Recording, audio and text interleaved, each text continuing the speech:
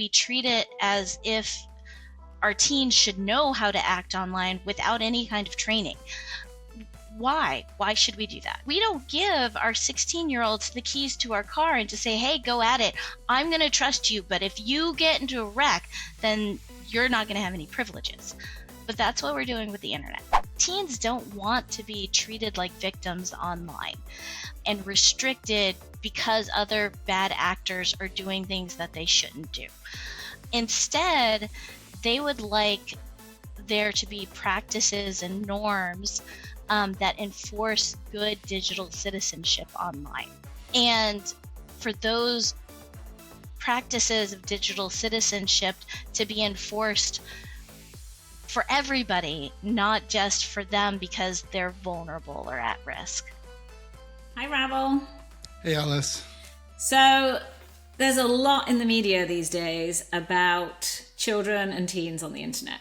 And it's a topic you care passionately about.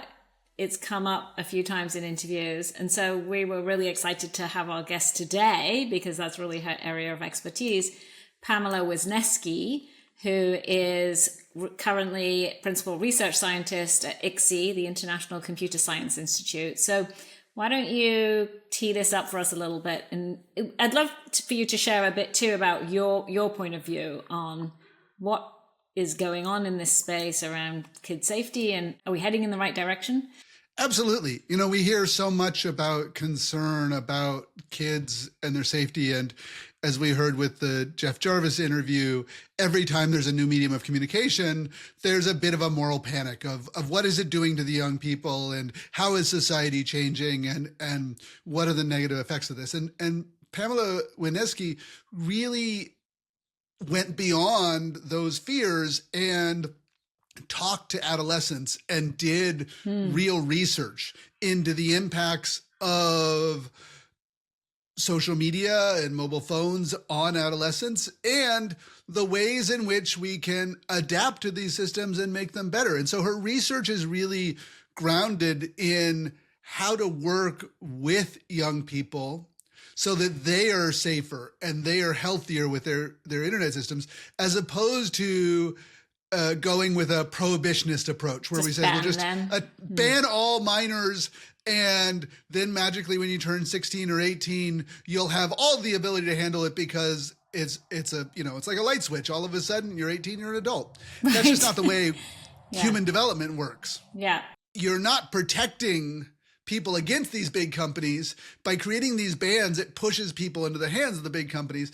And to think that kids, teenagers, are just going to stop using YouTube or stop using Instagram or stop using Discord because there's an age verification is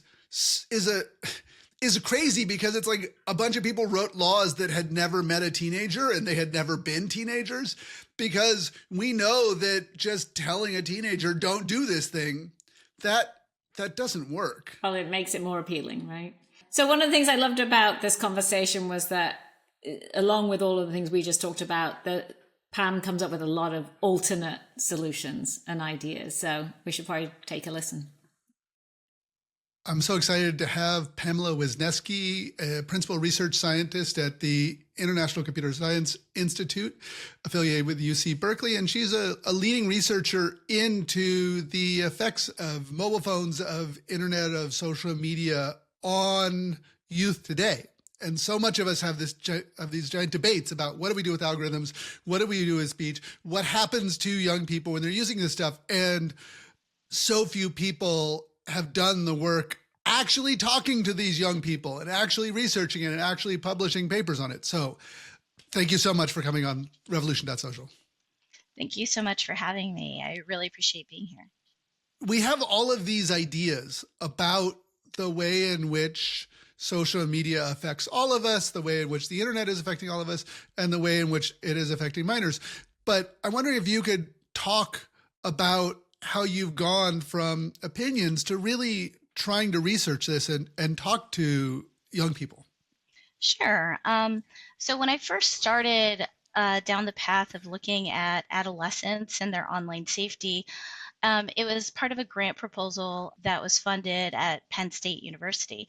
And when I read the proposal, it kind of took me back a little bit, because the premise was that teenagers are sharing too much information about themselves online, to the point that it's putting them at risk. And if we help them cultivate their moral development, then they might share less information online, thereby keeping themselves safer.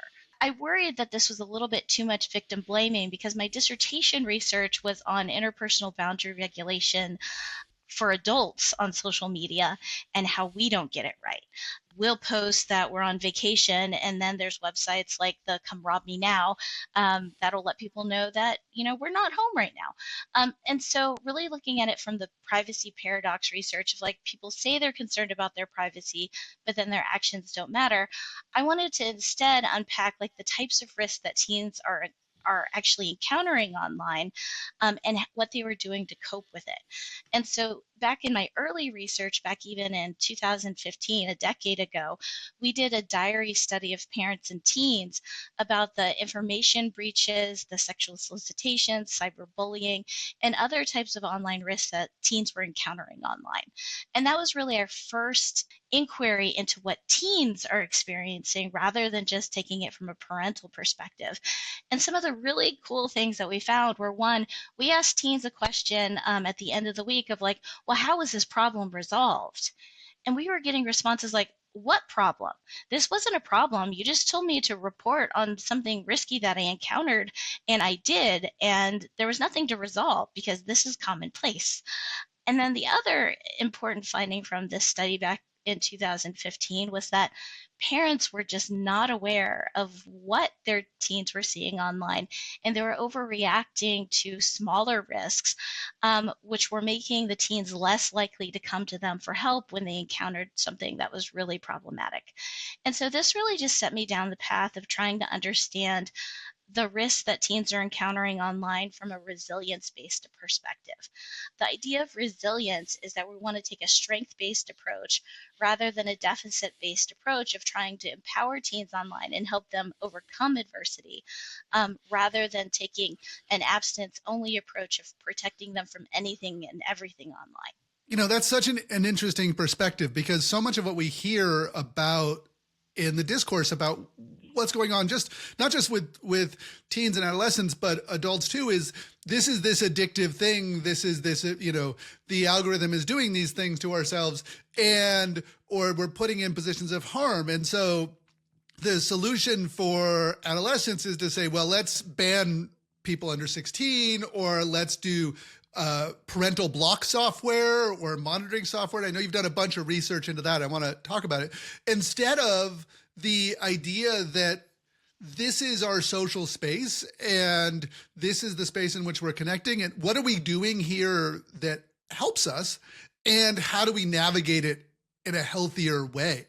I'm wondering if you could start by just talking about your research into protecting adolescents, because you looked into a lot of the different software and laws that are going on around it, and found that the solutions that are being proposed are not the solutions that adolescents need.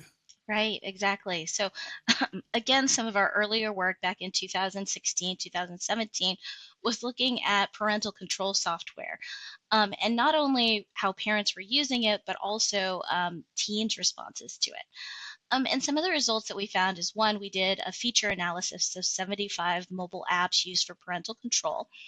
And one, we found that very few of them provided any interface to help the teen beyond an SOS button for them to get help from an adult. So from a value-sensitive design perspective, what do you think that tells our teens when all we give them is an SOS button? It tells them that they don't have a voice, that they don't have a matter, they don't have agency into this right whole and system. We don't trust them. Yeah. Right. And then most of the features in these apps were surveillance based, meaning a parent receiving every text message that a teen center received, or restriction based, meaning blocking apps, blocking screen time, blocking. Some of the apps that had more positive reviews out on Google Play were the ones that allowed for mediation between the parents and teens. For instance, a reward system where a teen would get more privileges if they did certain chores, and other mechanisms within these apps that allowed some level of negotiation. So in, I believe it was 2018, we published a paper on a new concept called Circle of Trust. And what it was is a parental control app reimagined for parents and teens. So basically, it would analyze the teens' text messages to do risk flagging. But this risk flagging was actually presented to the parent and to the teen. But this one new mechanism that we called the circle of trust was where the teen could ask for somebody to put into their circle of trust so that the parent would not see the content of every message. They would just see metadata, such as a sentiment score, whether a message was sent or received, and the name of the contact. And what we found is that both parents and teens felt that this level of oversight was more appropriate for older teens, but not for younger children, because it fostered a sense of open communication. It helped them talk about ways in which they should assess whether they should trust somebody or not. And then it would allow some level of risk detection. When something was detected as risky, that's when it would be made transparent to the parent. So even just small tweaks to the design of what we would consider, a traditional parental control app can make a big difference. So that's just some examples. One thing that you've talked about in your research is who is actually violating the privacy of adolescents and teenagers, and how one of the major complaints in your research is about sharenting. This idea that parents are the ones who are violating teens' privacy. They are the ones who don't understand the way the platforms work and are oversharing. And in particular, some of the platforms that mix people from different parts of their lives, like Facebook itself, cause a lot of harm and problems to adolescents not because the young people themselves are using the platforms wrong or don't understand them, but because the adults in their lives don't understand them. Right, exactly. And we have to take those types of problems into account too. Like some of the earliest work on privacy boundaries and violations in social media identified the problem of context collapse, meaning that we have different people from different groups in our social media, and it's almost impossible now to present one image to one group and another image to another, because you don't want to be the sweet obedient kid to your parents, which then makes you seem uncool to your friends. And so thinking about ways in which that we can create those boundaries in social media like we have in real life. And so one of our recent papers called Teen Talk, that's one of the things that we looked at when teens were complaining about the problems on different social media platforms. Facebook was statistically significant when it came to those violations of their privacy by their parents. One thing that I really was impressed with in your research was looking at why are teens coming on, what are people trying to get at? We have ideas of harms, of exposure to drug use, exposure to self-harm, exposure to child predators, body shame, bullying, issues with internet addiction.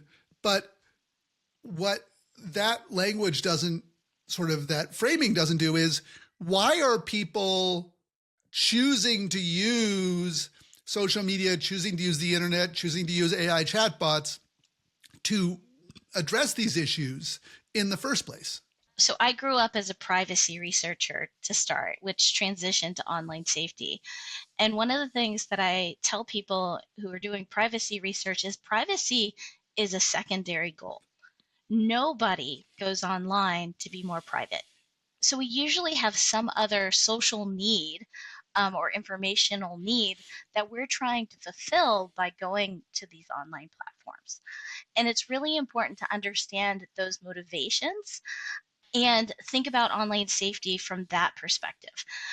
We don't want to think of online safety as the absence of risk, right? That's kind of like the sickness model of like, well, you're healthy as long as you don't have cancer and you don't have psoriasis and you don't have all of these other diseases, instead of thinking about it as like a health-based model of like, you're well adjusted, you can self-regulate, you feel lively and vivacious.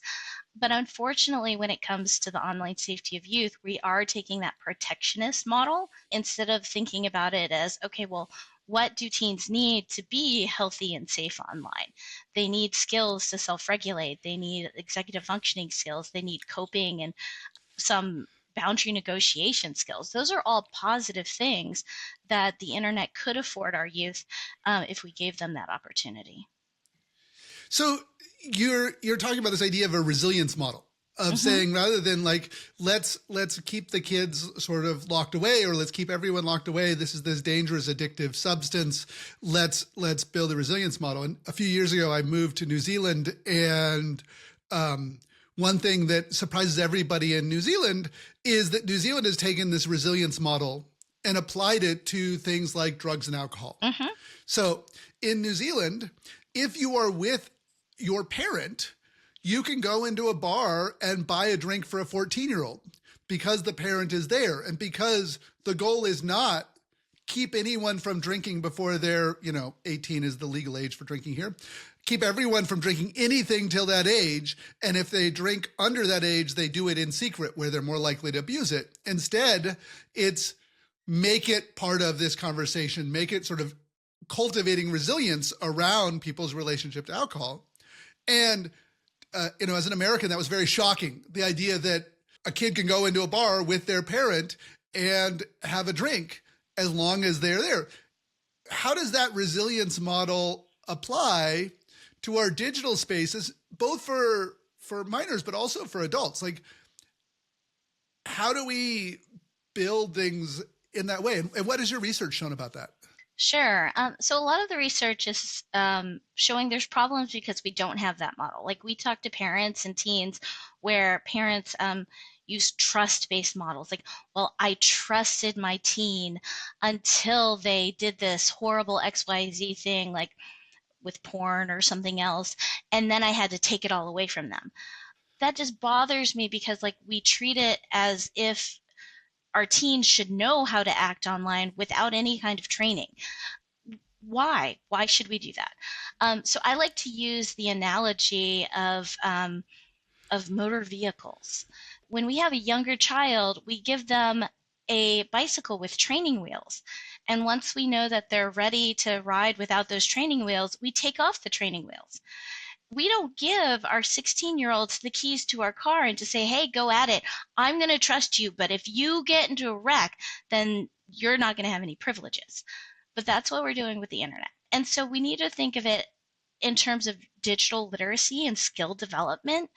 And right now, what we're doing is, like you said, with alcohol. In the U.S., we have this kind of age-old thing about, college kids going out of, like, who are sheltered at home, going to college for the first time, going hog wild and dropping out their first semester because it's their first foray with alcohol and drugs and partying.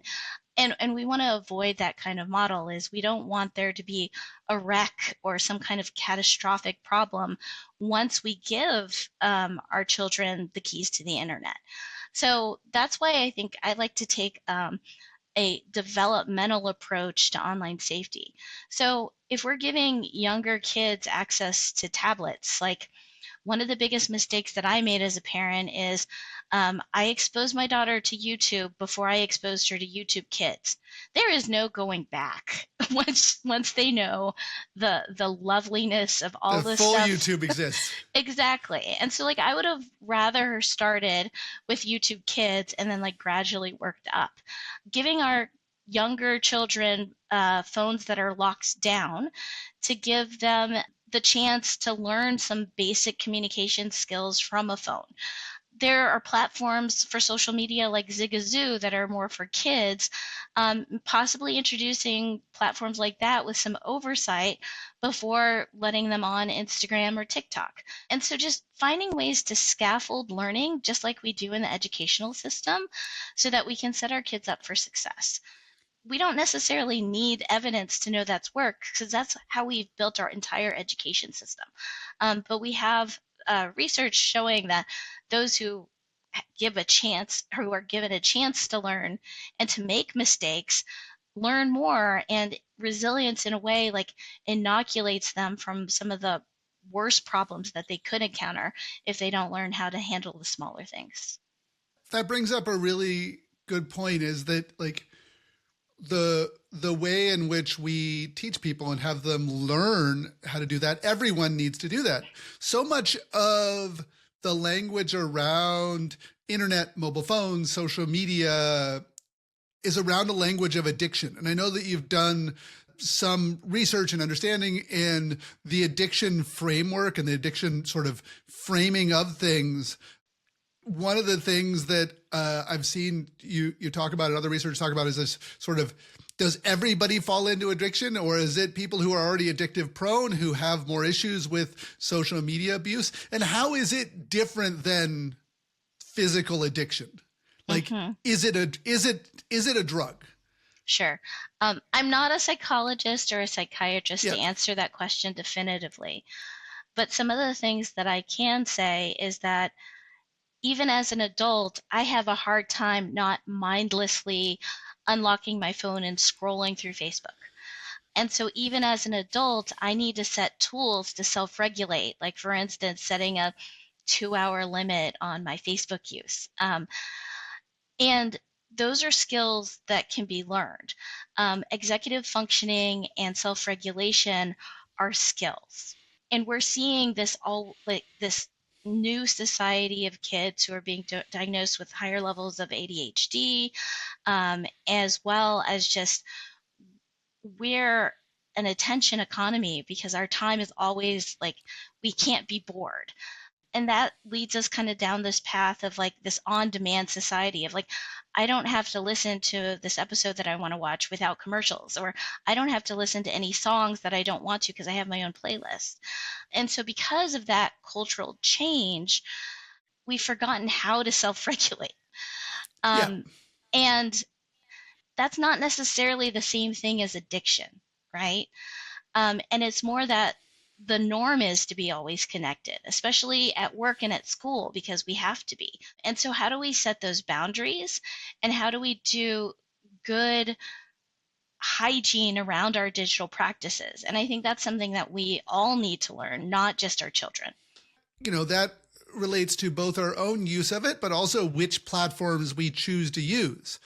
Do we use Facebook, which has this sort of consistent history of context collapse and, has a long history of abusive behavior towards their users and then apologizing it and then doing something terrible like or do we use other platforms that are emerging or things that are healthier? One of the things that you've talked about in your research is the difference for how adolescents use YouTube, or all of us use YouTube, versus other things. Because on some level, yes, it's social media, but we have these big categories of social media. We have this idea of people just watching the video feeds and sharing, and then we have the chat apps, WhatsApp and Discord and things like that. And then we have YouTube. And I wonder if you could talk about what effect YouTube has on young people, because it is by far the largest social media platform, like 95% of people use it.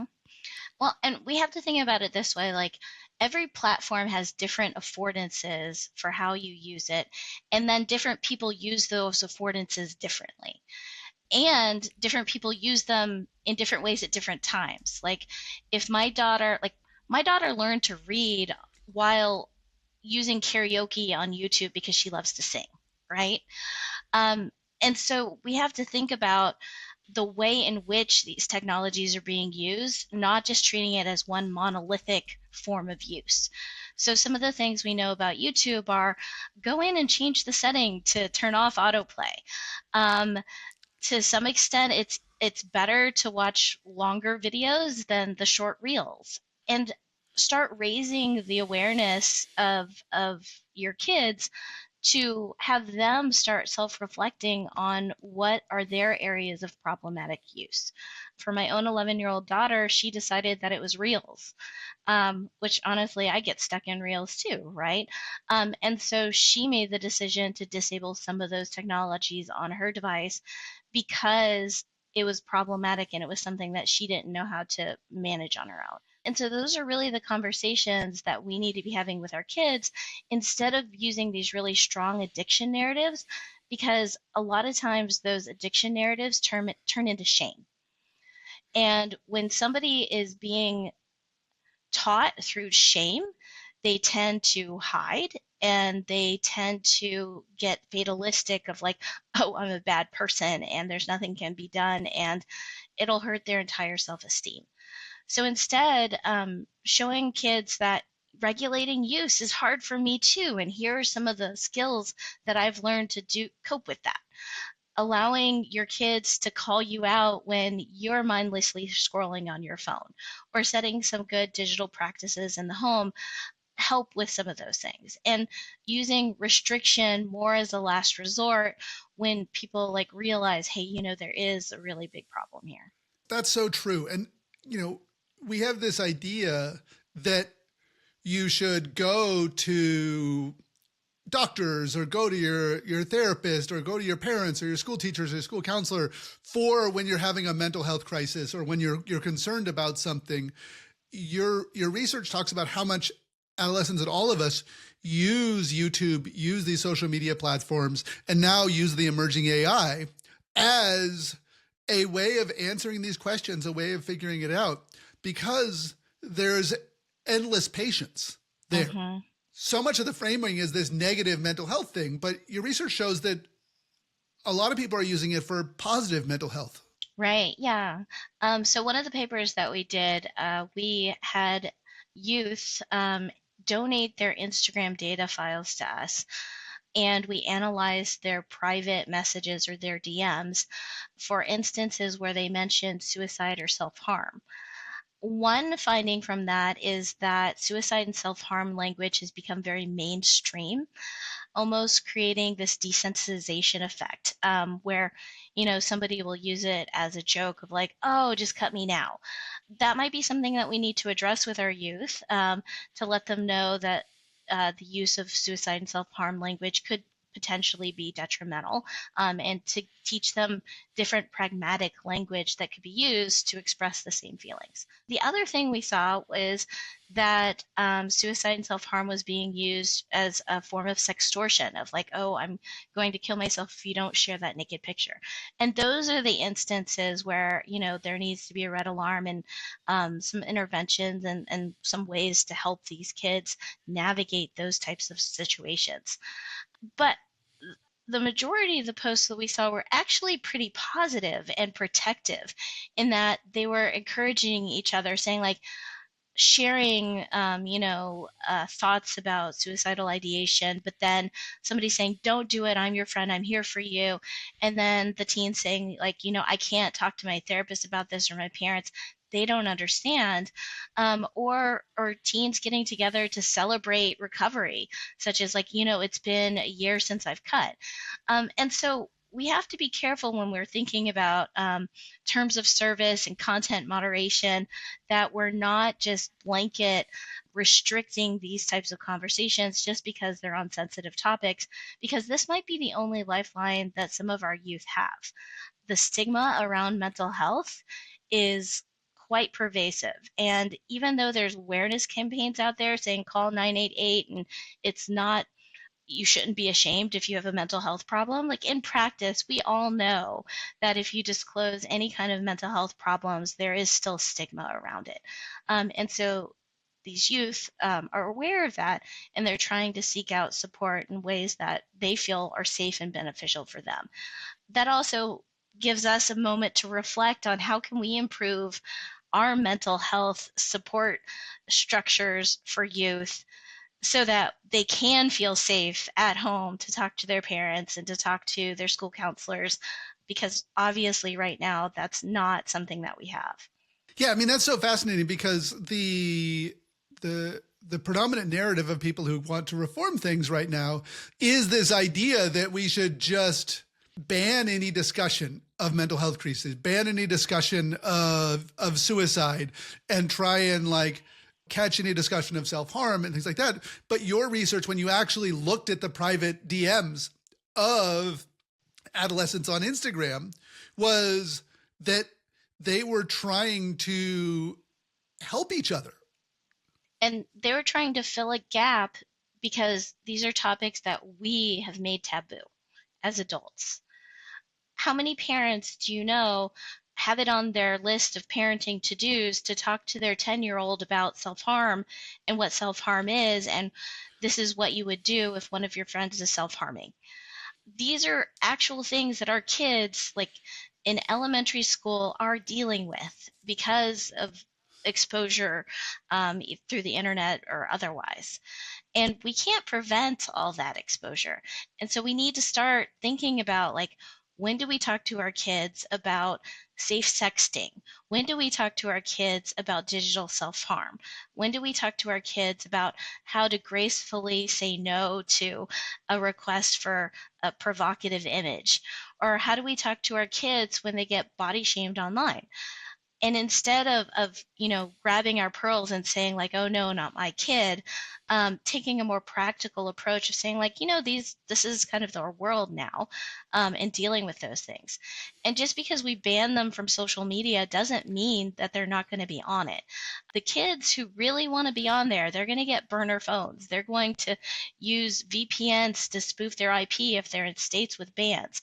They're going to go to the dark web, and these places are arguably even more dangerous than the mainstream ways to access social media. And so we just need to be careful that we're just not pushing kids to doing even more dangerous things. Absolutely. That's so important. There's this effort to do age verification and ID verification. There's the Online Services Act in the UK, which is trying to protect minors from porn. There's the soon to be implemented Australian law to ban minors, anyone under 16, from YouTube and Discord and all of the major social media apps.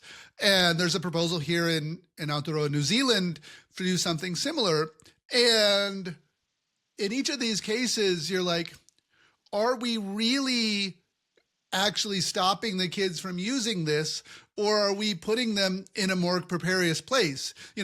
Does banning kids from drinking alcohol actually stop them from drinking alcohol, or does it mean that they're hiding it? Mm-hmm. And do the platforms, when they can say, well, we have no one under 16 on our platform, do they then absolve themselves of the responsibility of this? Because their algorithms, of course, can continue to target ads at these kids. They continue to make money of them. But now they can say, oh, well, this person who's acting like a kid clearly has an adult ID. Someone gave an adult ID, or somehow they verified themselves, or they're using a VPN. The bans end up pushing people into a more precarious position. Right. And that's one of the things that we need to be careful of is we're removing the culpability of the social media platforms, knowing that there are youth on their platforms.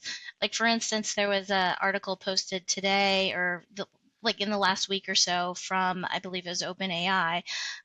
They said, well, now that we have stronger age verification within our platform to safeguard youth, now we're open to just being able to integrate erotica. So the platforms are using this idea of, like, well, now we can deliver even more adult interactions and experiences. But then again, it's like, are you really ensuring that there aren't youth on the platform?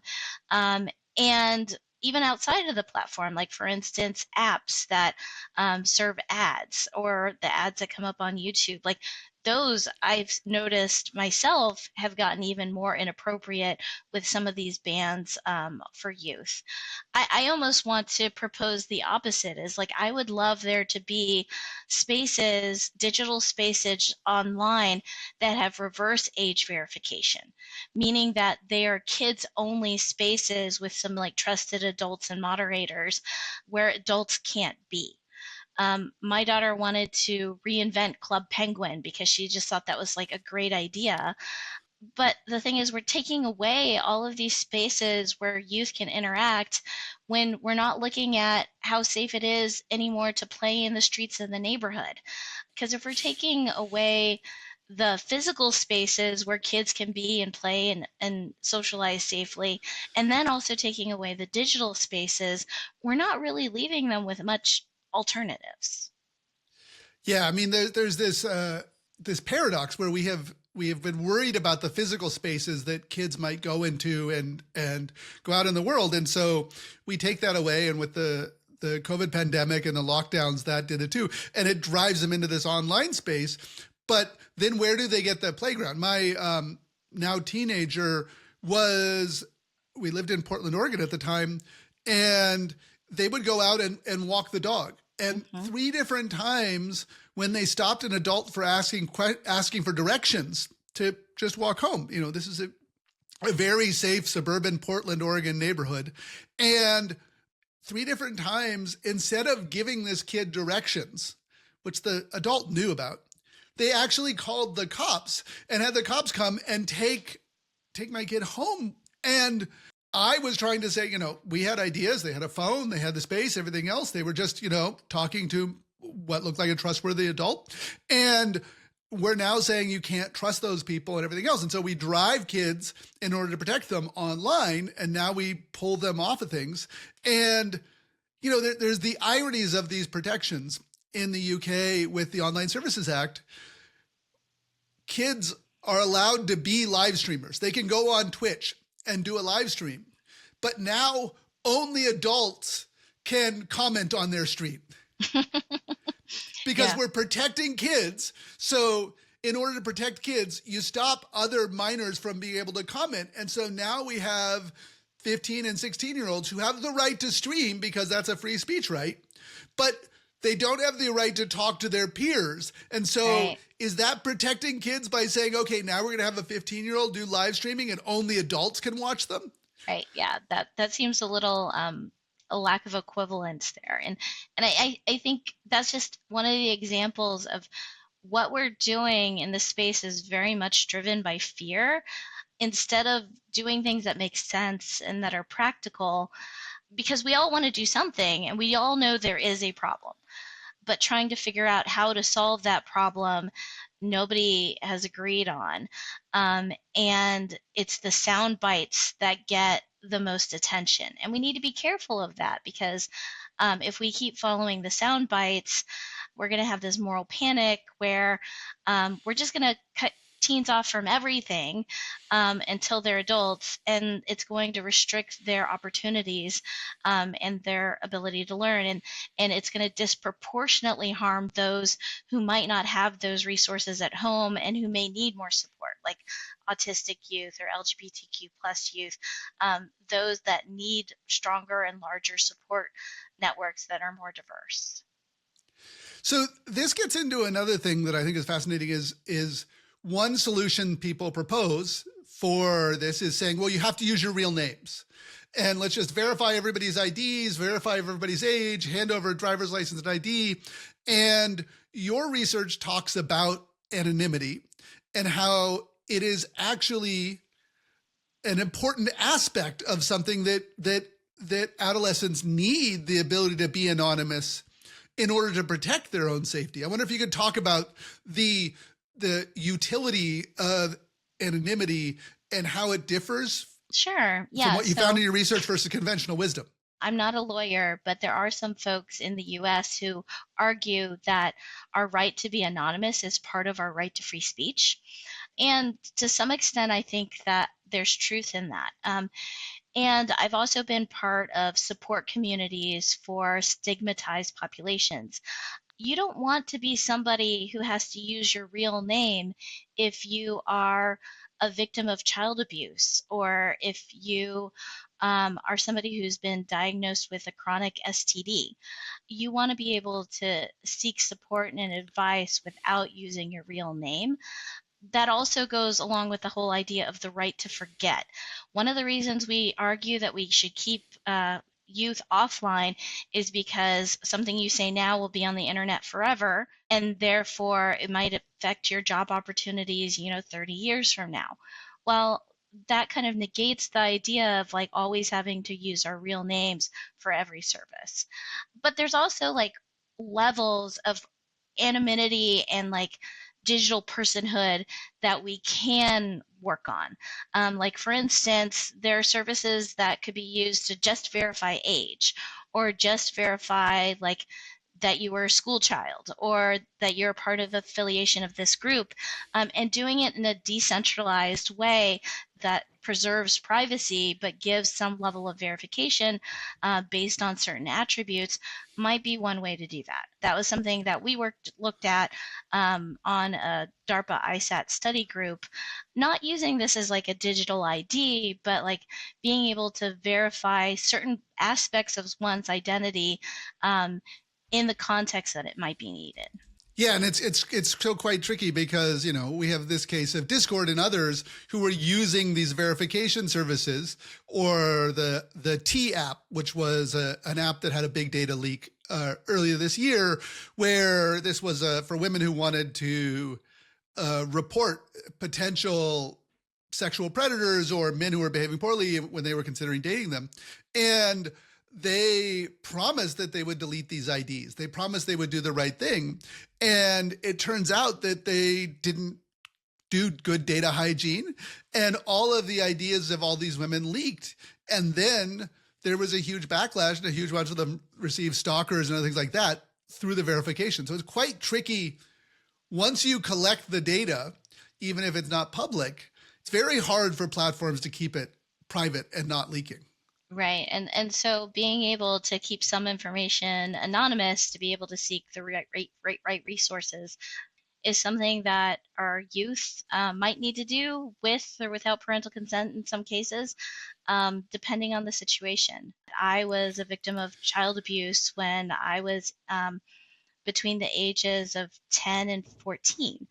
That's why I view the internet as this double-edged sword, because like I was a Gen Xer, so we didn't have internet, and we were 7 miles down a dirt road in Mississippi. So I couldn't look up ways to report my abuser or what that even would mean. A double-edged sword mean that the internet could have been my saving grace of years of, abuse but at the same time, after I got out of that situation, I was one of the first teens on AOL Instant Messenger talking to strangers online and seeking support, love, and approval, and sent my address to some random guy who I later found out killed somebody. So, like, we have to realize that, like, there are benefits and risks to the internet, and oftentimes the internet just amplifies the risks that are already happening in real life. So we can't use it as like a scapegoat. Those risks and those harms are very real, but in your case, or in the case of many people who grew up before widespread internet access, they were invisible. Like, no one knew beyond your immediate family potentially, or yourself, that these abuses were going on, because you had no access to communicate to a larger world. And so much of what we see is the moment someone does get access to it, they use it as a lifeline. Well, we wrote one paper on children in need of services who self-identified as, children of incarcerated parents or of domestic violence. And we looked at their support-seeking posts and that they were a network helping one another. But then the flip side of that we realized is like, I could be a predator on this website and easily find and target these youth who I know are vulnerable and who don't have parental oversight. And so the one good thing about that platform, it was a pseudo-anonymous named platform, and so it wasn't real name. So again, being able to be on the internet without tying your name to everything sometimes is a protective factor as well. One theme I see in all of your research is this idea of a sort of an approach to interacting with social media, approach to meeting the needs of adolescents as they get online, as they use mobile phones, as they use social media, that's driven into freedom and collaboration as opposed to control. That says that it's giving kids freedom to explore, to make mistakes, to do things. And that, limits to these screen times and things like that doesn't address the root causes. So I wonder if you could talk about this framing of how do we cultivate a space for people to have freedom to explore, as opposed to, this is just a scary thing and we need to lock our kids away. One of the ways that has really opened my eyes is through our program called Teenovate, where we're working directly with teens as co-researchers and co-designers to come up with solutions that they think would be more empowering to protect them online. We had a paper called Strike at the Root that really touched on this idea of like, teens don't want to be treated like victims online and restricted because other bad actors are doing things that they shouldn't do. Instead, they would like there to be practices and norms that enforce good digital citizenship online. And for those practices of digital citizenship to be enforced for everybody, not just for them because they're vulnerable or at risk. We have local norms, like when we're in person, if you're at the mall, you don't take off your shirt. There's like public decency type of situations, but we don't necessarily have that on the internet, especially in the US because of freedom of speech. And so thinking about it through design principles of like, how can we not be enforcers of good behaviors, but how can we facilitate more positive behaviors through community-based oversight in a way that's not gamed or used in malicious ways? And so some of the solutions that teens suggested were ways that, like if individuals could flag somebody that they think is, an unsafe person, and if there were enough people who independently reported them that were not connected, for there to be means of actually like investigating and finding out if that person is a predator. Because they were expressing frustration in the current mechanisms of blocking and reporting, because they said it just doesn't work. And then the platforms will get back to us and say, oh, it didn't violate our terms of service, we're not going to do anything. And so it's like they're trying to self-regulate and to create boundaries and make a healthy space for themselves, but they're struggling to do so. And so in some ways, it's not a matter of like, oh, well, we need to censor or use moderation. Like, what if we gave them a filter where they could curate their own content that they want to see? That's not the same thing as censorship. That's self-empowerment of like, I don't want to see the murder of somebody from the recent news because that's traumatizing and triggering to me. And like, we all should be able to have the ability and the mechanisms on social media to curate our own experience like that. And we see that in some of the experiments we're doing with Nostr, with Blue Sky, with the Fediverse, these sort of open social protocols where you can choose who does your moderation and who does your algorithms, as opposed to being entirely dependent on your platforms.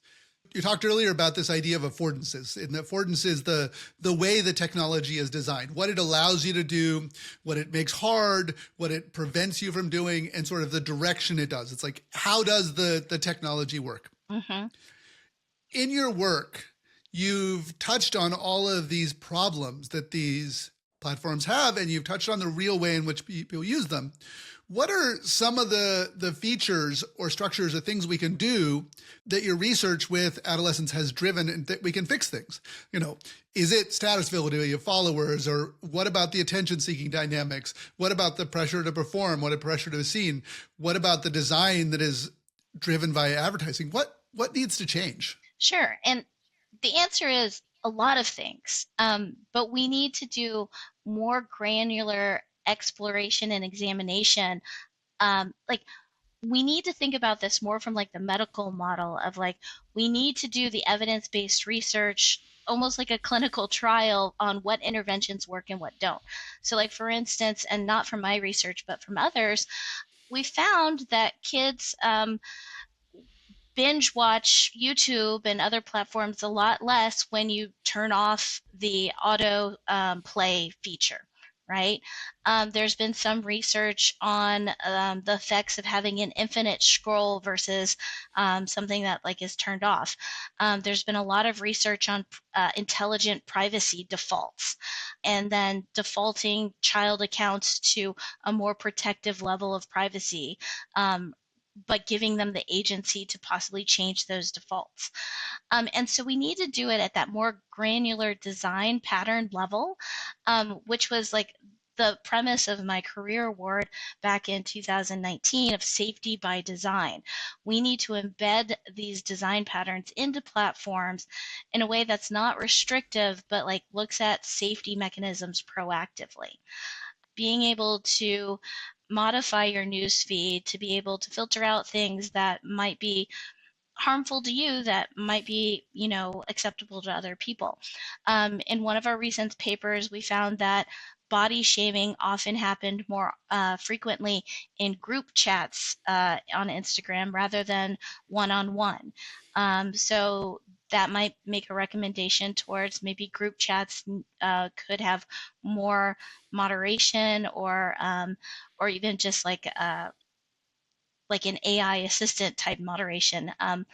A lot of the teens in our studies really went towards that. We want like an AI coach who can like identify when something's risky and then give me some feedback and advice on how to like prevent the risk instead of having my parent do it, because they perceive that as more private than having their parent get in their business, which is what we're also seeing with kids going to these OpenAI chat interfaces and talking about their mental health problems or their relationship problems, because they want the ability to like talk to somebody who's not going to judge them and to be able to have that kind of conversation. I just remember we were doing a co-design session on Musically, which is now TikTok, with like 7 to 11-year-olds who already knew about the features of TikTok, even though they weren't supposed to be on the platform. They're all under 13, so in theory, every one of them lied about joining. Right. And there was just this one little girl who, like, she was the sweetest thing, and she, like, mimicked walking into the living room to try to tell her parents that she saw this video of somebody going spread eagle and, like, doing something provocative in a hotel room.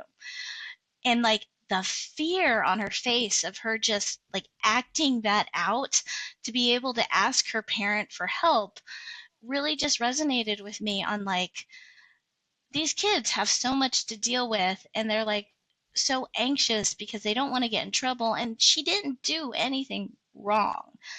And so being able to facilitate that type of open communication without the parental knee-jerk reaction. Because some parents might see that and then take away the TikTok, take away the accounts, take away the phone. They're like, rather than be like, here, let's understand what this woman you saw in the video was doing. Let's understand how you can not see those things. Let's process it. So many parents have this fear, they reaction, and the kids know they might lose their access or they might get blamed for it. So they don't open up and share. Right. And that's what we found over and over again is that because they were more afraid of getting in trouble from their parents, they didn't go to them to get real advice. And that's why they're going more to their peers for support, because their peers don't freak out like their parents do. There was a situation in my own life where my daughter like called me on Kids Messenger one time, and all of a sudden I saw her naked butt doing the butt dance, which we do like after showers, right? And she was like 4. And I freaked out at first, being like, what, why are you like streaming your naked hiney over the internet? And she's like, well, mommy, you told me that it was safe to be naked when it was just you and me. And like, that's when I stopped dead in my tracks and was just like, this is a teaching moment. This isn't a yelling moment of like, well, honey, like the internet means that it's not just you and me. It's you and me, and then like it's streaming over the internet, and so like we don't show our private parts um, when on digital platforms because it could be recorded or shared by somebody who's it's not intended, and like and by teaching her that, like, she's a little kid who comes to me like on a daily basis saying like, I saw this inappropriate ad. And so like, but it's really important that we keep those open lines of communication, because the minute that we like start yelling at our kids and shutting down their access because we're scared that they're seeing things that are making them unsafe, they're going to start just not telling us what they're seeing because we're not being helpful anymore. My daughter the other day came to me, she's 18, and she had seen some viral thing about some health food thing or something else and had drunk an entire glass of olive oil. And I was like, oh God, don't believe every like viral health trend or thing you can eat. One, understand that people might be tricking you or they might be deceived or everything else. And we had this really good teaching moment where we were engaged with it. And so I think that to me is one of the big takeaways from your work, which is like, this has to be a cooperative activity. This has to be a space. We have to think about what kind of spaces we're creating and how those communications have happened. I'm so thankful for your time and all of your research. I want to know where I can send people to learn more about your work. And so with that, and anything you want to say in closing this conversation. Sure. So my lab is the Socio-Technical Interaction Research Lab, or stirlab.org. If listeners want to go to that website, there's a section called Research Areas, and if they're most interested on online safety of youth, there's a section called Online Safety, and it has all my papers that have been published in open access form as PDFs for download. I also have a website called teenovate.org. I'm going to be relaunching that program soon to engage youth who want to help us co-create solutions for online safety. So stay tuned for that one because it's not quite back up and running yet.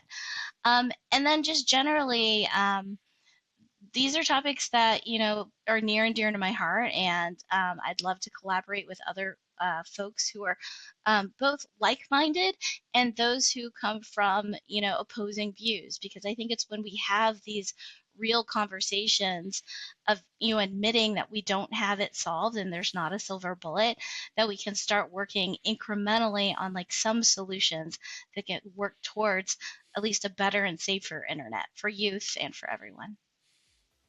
Thank you so much. I think your work is so important, and I'm so glad that you were able to come on and talk about it. We'll include links in the show notes for all of those websites.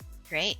And I do want to call us out for Sharenting, so I apologize to both of our daughters. Yes, we both did it to our own kids, the thing we talked about ourselves. And so we're all imperfect. Thank you so much. Thanks again to Pamela Wisniewski for coming on revolution.social. Our intro and outro music is a remix of the Italian anti-fascist song Bella Ciao, courtesy of White Records. This episode was edited and produced by Eric Johnson from lightningpod.fm. Our executive producer is me, Alice Chan from Flock Marketing. To learn more about the Social Media Bill of Rights and sign up for email newsletter, visit revolution.social. And for more interviews like this one, follow revolution.social on Apple Podcasts, Spotify, YouTube, nostasfountain.fm, or wherever you get your podcasts. And to paraphrase the Zapatista subcomandante Marcos, we need a social media revolution to make revolution possible. We'll be back next week. See you then.